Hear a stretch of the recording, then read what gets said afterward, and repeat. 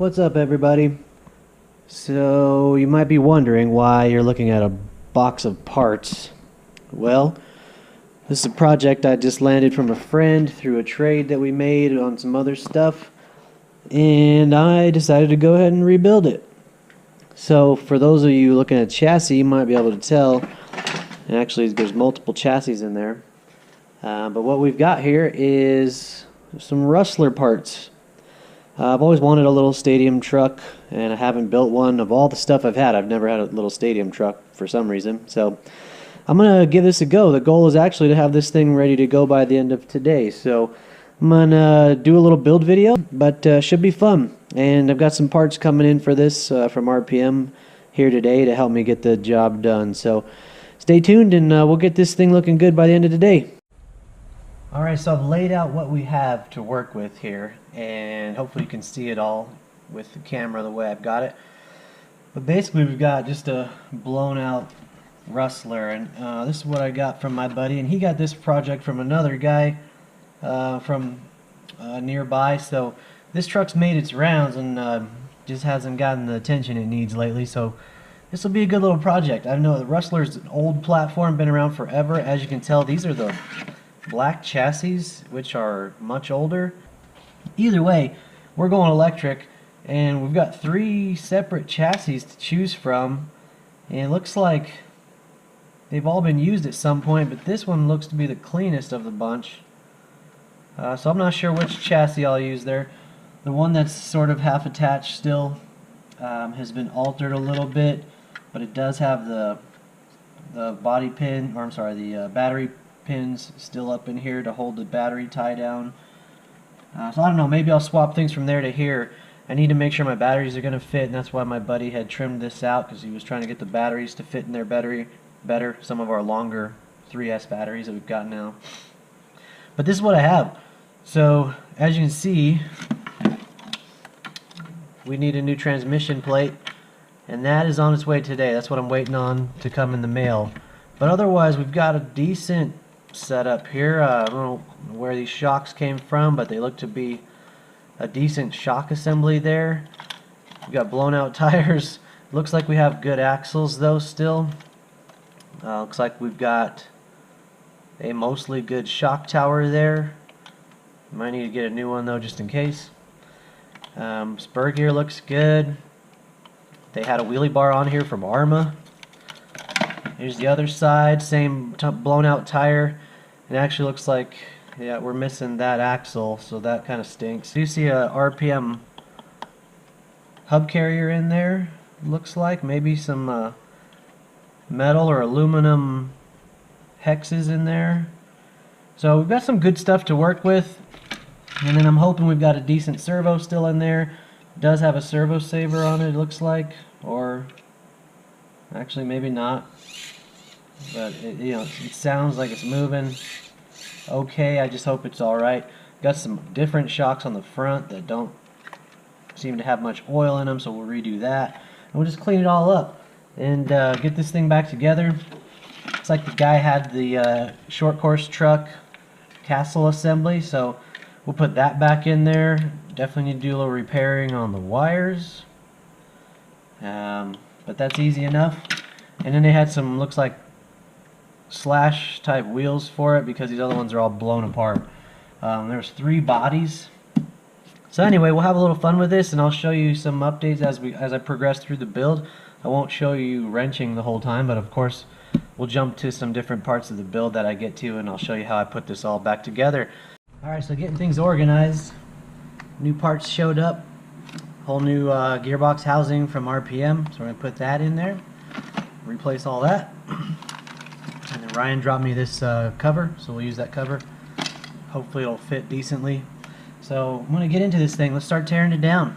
I'm about to crack the old rear case out, and the reason we're replacing it is that right there. That's the bolt out of it. So that must have happened when the whole thing went kaput. But let's see what we got here. There she is. It looks alright. I mean, gears all look good. There's still a little grease in there. It's kind of nasty, so I'll put some new stuff on it, but bearings look good. It's free spinning pretty well. So that's opened up, and we're going to get out our RPM stuff and start putting that together. So here's everything out of the package. So we've got your housing, we've got the motor mount, excuse me, the mounts for underneath, a little bit of hardware. Looks like they've got bolts for most of putting the case together, but what they didn't give us is this guy. So it looks like we're supposed to reuse that, and I'm not sure what I'm going to do there. It's bent right on the threads, so if I grab it with anything, it's going to definitely tear up those threads. I've got my case of screws here, and I'm not finding anything quite that long. Got some close ones, but not that long. So that's our only real holdup right now. The rest looks like it'll go together nice. Get the rest of this transmission pulled apart and get it all slapped in there. So I'll show you what we got as we get into that a little further, but not sure what we're doing with this guy. Alright, so got the RPM transmission house built. Got things re-greased. A lot nicer than what was in there. Hopefully you can still see that there. But everything's moving real nice. The gears looked fine. All the bearings look good. So we've got that built and just barely starting to attach it. I want to make sure everything's good and where I need it. I also need to kind of smooth these out, smooth out these pieces in here. I need this entire battery tray for the battery I'm running, so I need to clean that up a little bit.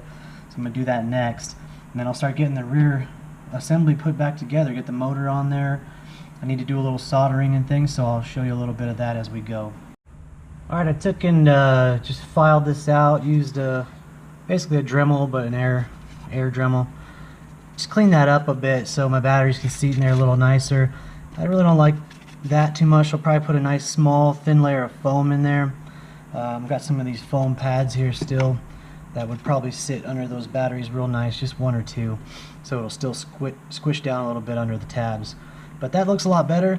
That guy's in there. It's nice and dusty now. So next I'm going to do some soldering on the motor wires to get that all cleaned up. Alright, so I need to clean this up a bit. You can see somebody took and put those together and looks like just crimped them together. So I'm going to solder that up, make it a little cleaner. And I'm going to get rid of this Traxxas connector. And I'm actually going to be putting an XT90 on this one, so I'll show you that as well. Alright, so I'm going to get this XT90 soldered up onto our ESC. So you can see I've cleaned up our wires already. I'm going to pre-tin this XT90 and we'll pre-tin the wires and get this going. I like to use rosin core, 60% tin, 40% lead solder. It just flows nice, and with that rosin helps it all sink into the wires pretty easy. So first I'm going to take and just heat this up, and hopefully I've got my solder gun hot enough for this big connector. Yeah, you can see that's flowing right in there. So we just want to get it about halfway full. Take and do the same on the other side. And I pre-tin my stuff, and then that way I can just heat them up together, get them to join together real easy. And I always have really good joints. Don't usually have too much of a problem with my solder connectors. Really no problems unless I cause a problem. So alright, let's get these wires done. Hopefully I can keep that stuff out of the way. And I hope you can see this okay. But what I'm going to do is just dab a little bit on my soldering iron. Put it right on the end of the wire and start getting that hot. And then just kind of feed some in. I probably should use the helping hands on this too, but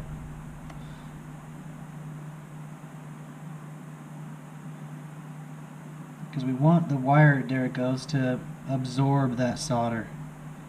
There it did. Took that solder in real good there. There it is. Alright, so now we got a nice pre-tinned wire. Alright, so now what we're going to do is heat up both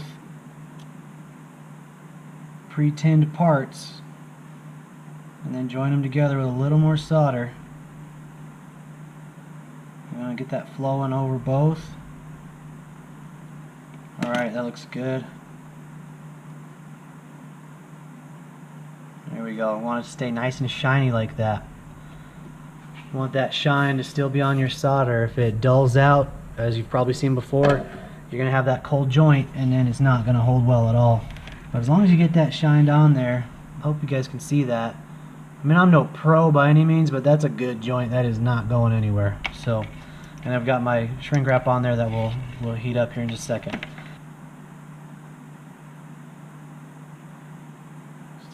Try to get some solder flowing. There it goes.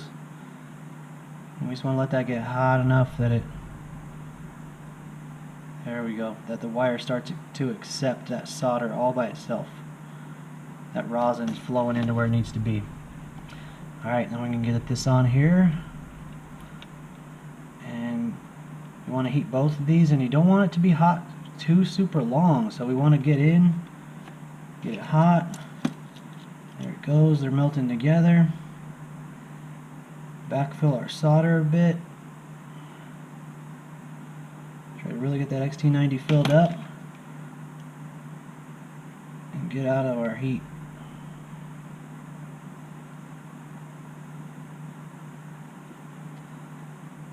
There we go.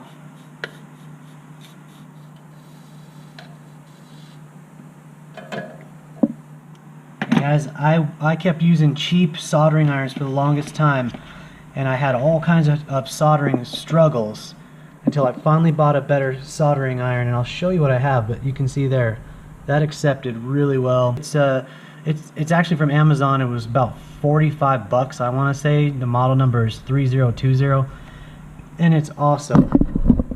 There it is right there. You've got your temperature controls, and the thing is hot fast. You've got a nice iron with came with a nice tip already on it.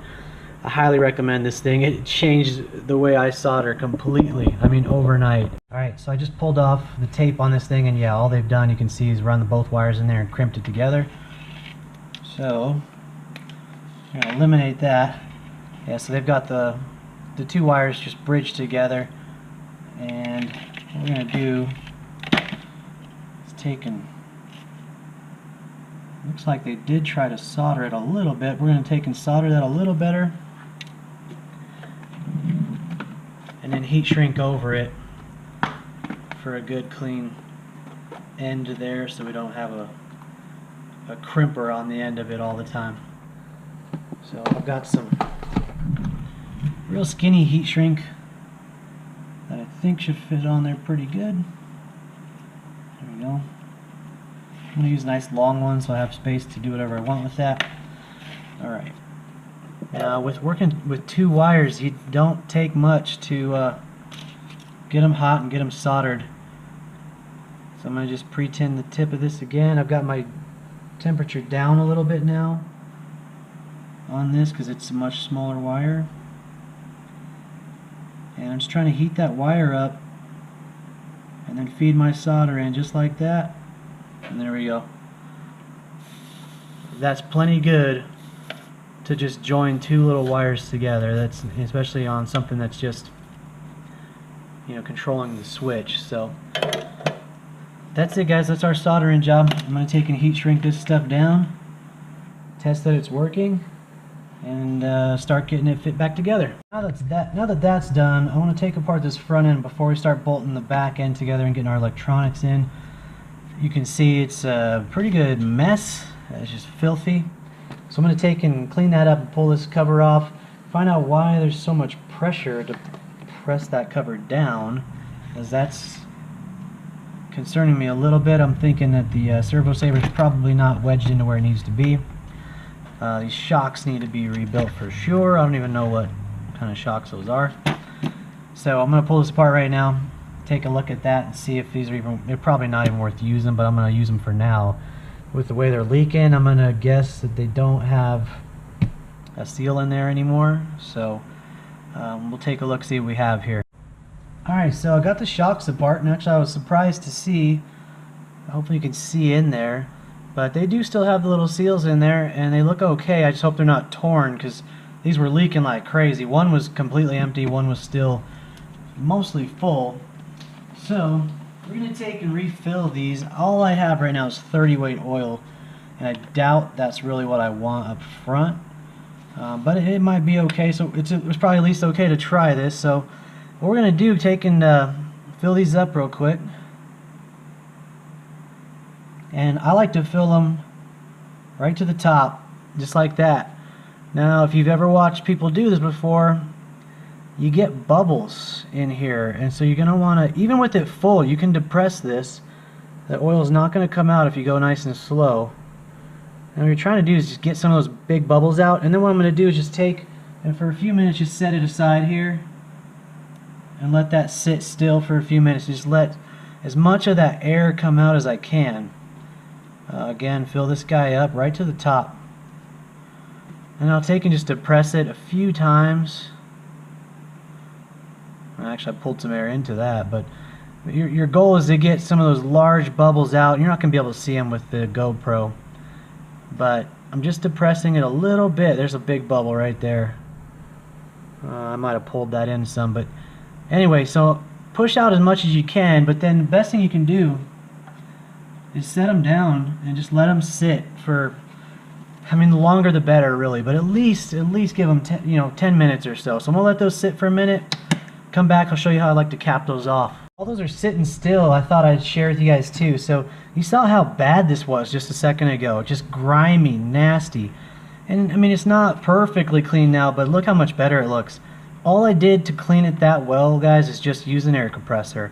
If you haven't done that yet, you gotta try it. I mean, an air compressor on my cars, good once over after I run them, is usually all they need to look good again. And I don't know how old this car is, but it's pretty beat up, and I mean, it looks 100% better after just hitting it with an air compressor. And there's cleaners out there. I know people use just home cleaners and degreasers and stuff. Other people buy the products that are out there. You know, I get these dirty so much, I usually just spray them off. I'll take and wipe them down with a little microfiber towel. Those work really well.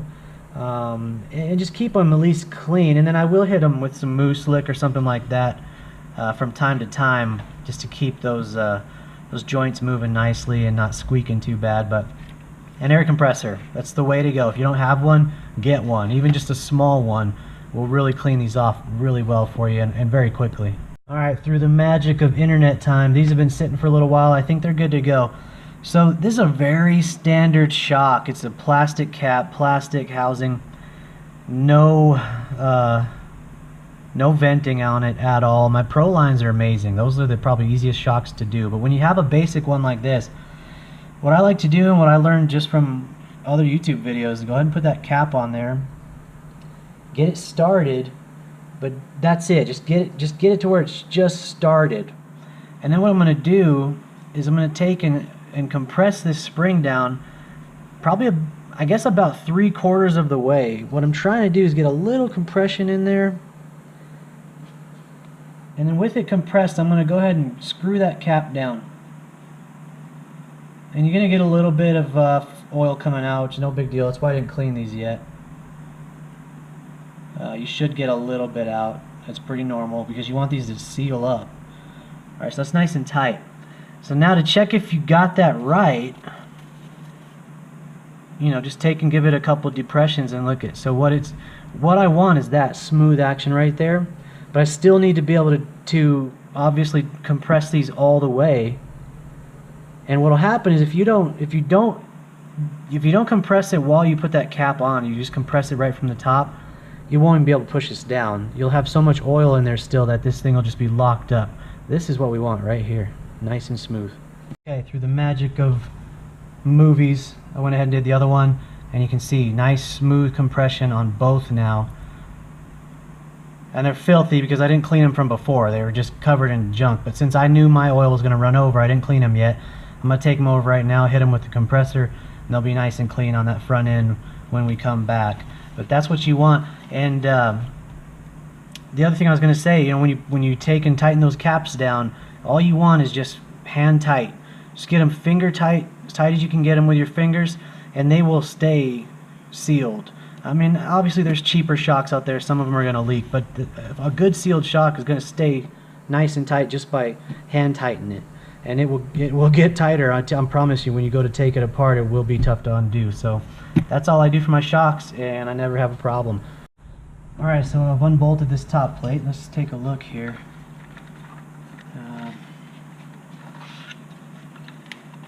Yeah, it looks like all that was wrong was our servo. The bottom of our servo mounts were not sitting in their designated homes here. Okay. Alright, so now those are in where they're supposed to be, and now we don't have that flex coming out of the body here. So that's all that was. Nice and easy fix. You guys, I'm sure you probably saw my electric drill out.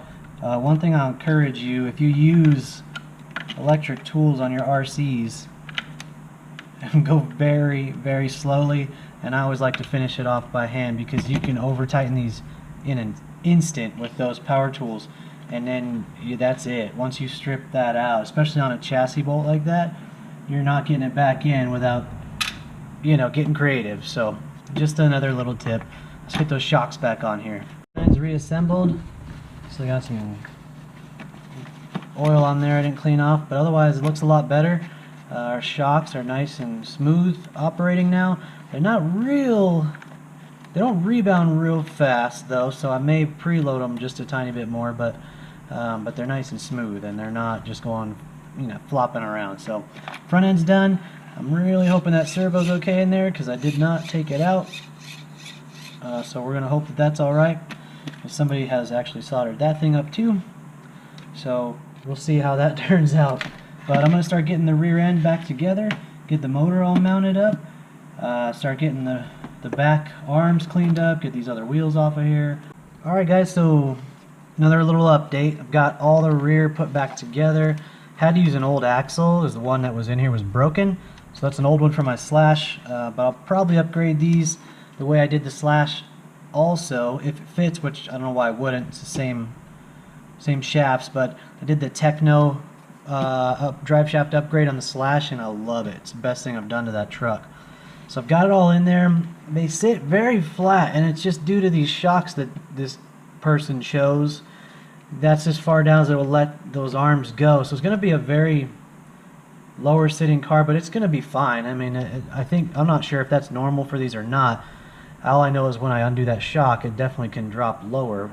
So anyway, no big deal. It did have some RPM hub carriers in there like I saw before, so that's good. Everything bolted up pretty well. I cleaned some of it up again. Realized the shock tower is broken down here, but it's not broken where it bolts on. It's broken where the sway arm or the link actually hooks on. So I'm making it work for now. But I'm going to go ahead and get the motor built or mounted up in here. Start getting the electronics on it, and then clean this all off. Just get it to look a little nicer. Clean all this. Try to get all this gunk out of here. At least I can start with a clean car. But that's where I'm at, and it's coming along real nice. So I'll update you again after I get the motor mounted in, and I'll start showing you the electronics going in. And then we'll see if we can test this thing out tonight. Alright, another quick update. So I've got the Castle motor in there. You can see it's been nailed before. This is the one that came with, but my buddy Ryan, who purchased this from a different dude, tested it and it was working fine. So I've got this all hooked in here now. I've got the Traxxas cover on there, so it bolts in on the bottom just fine, but there's no bolt for it up here. So I just took and zip tied that for now, and that cover is not moving. So I got my spur on there, my pinion on there. Everything's meshed nice. The motor's in there well. So I hope everything's seated nicely. Got the wires pulled through, and now I'm going to start getting the electronics mounted inside here. Start getting everything hooked up and get some wheels on here. Alright, so last update for today. So everything's in. The ESC's mounted. It's all soldered up. I tried to tie down the wires a bit. I'm still not sure how I'm going to run the wires. I may tuck them behind here. I left enough space to do that. Otherwise I may just secure them and run them over the top of the battery. But it's clean, looks good, it's live. If we throw this battery down in here real quick,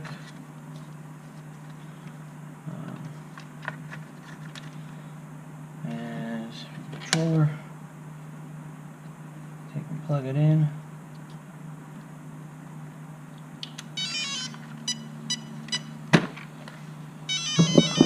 She is alive, so good project. The servo's good. I need to maybe trim the end points because it's definitely looks like it's going a little too far. And we've got everything's calibrated, so looking good. We'll give it a real test tomorrow after I've cleaned up the wires a little bit more. Here's one of the bodies. I didn't change anything with the mounting system, so I'm assuming it still fits. Humongous hole back here we need to fix, but anyway, that's called restoring a legend right there. Or at least restoring an old schooler. So built that out today.